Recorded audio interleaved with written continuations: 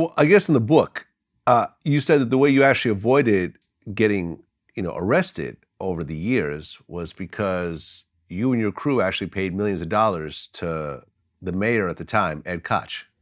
That was Koch, yeah. But that was Koch, yeah. That was like when we used to do all the contracts we used to get from him. Oh yeah, we put him in. We're the ones who put him in office because we started the fundraisers. It was called the Chaise Royale. Benny Kirkorada had it. He was a captain in one of the families, and it was me, Dominic Rayone, who was the Deputy Commissioner of Veterans Affairs, Carmen Lasapio, politician from Staten Island. There was Mike DiNicola, who was a captain of corrections officers, Hank Velez, who was another captain of the correction officers, Dominic Barbarino, he was a retired, I think an inspector or something, and he had a private detective agency. And they told me about him. I spoke to my father and my uncles. I said, listen, we get this guy in. I said, we're made. We got the run of the city. We got him in. We got all the unions to go for him. We got him in. He would give us contracts. We did a contract on 210th Street and Morningside Drive. We put the bid in. We were like maybe $4 million higher than anybody else when we got the bid. Bess Meissen was the bag lady because we used to meet her. I used to meet her at Dominic Rayone's house on Avenue O. He lived on Avenue O. And I used to bring the money there in the past. I used to bring it like a plastic bag or a shopping bag. She used to get it, open up a valise and put it in there and close it. But anytime we would give her a contract, she would say, you can get it, this is what Ed wants. $2 million here, $1 million here, 3% of this, 2% of this. Just give him a flat fee like that. And we always had it with him. Always had it with him. He had his hand out. Just like Carmine Lasapio. I mean, come on, one of the biggest politicians going. He was involved with us. Come on. We all made money.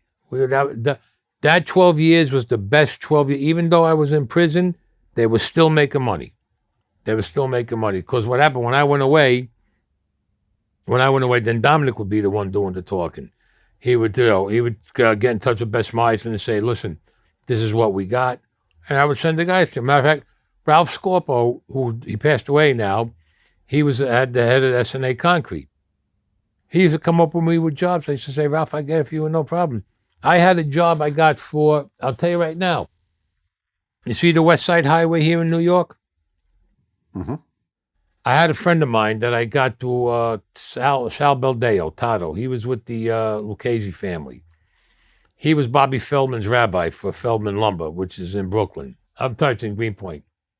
He introduced me to a guy, Leo DeRuba, who was the business agent for Olympia and York. They, I think, the biggest or the second biggest construction outfit in the world. They're based in Canada. Leo told me about this job with the West Side Highway. I said, all right, Leo. I said, let me go see what's what. I spoke with Bess Meissen. She turned around and says, Ed wants $2 million. All right. And give him, I think it was 3 or 5% of the job. But after the job is done. But anything you do for like maintenance, that's all theirs. I told Leo, he said, I'll go talk to my people. I didn't hear from him for about 2 days. So one day, about the third day, he calls me and says, I'm coming to your house. I said, all right. He goes, I got to see you. It's okay. Didn't discuss nothing. He comes walking in with a big valise, a big suitcase. I said, you going away? He says, no, what? I said, what are we doing with the suitcase? He goes, open it up. There's $2 million. He says, they want the job. They got the job.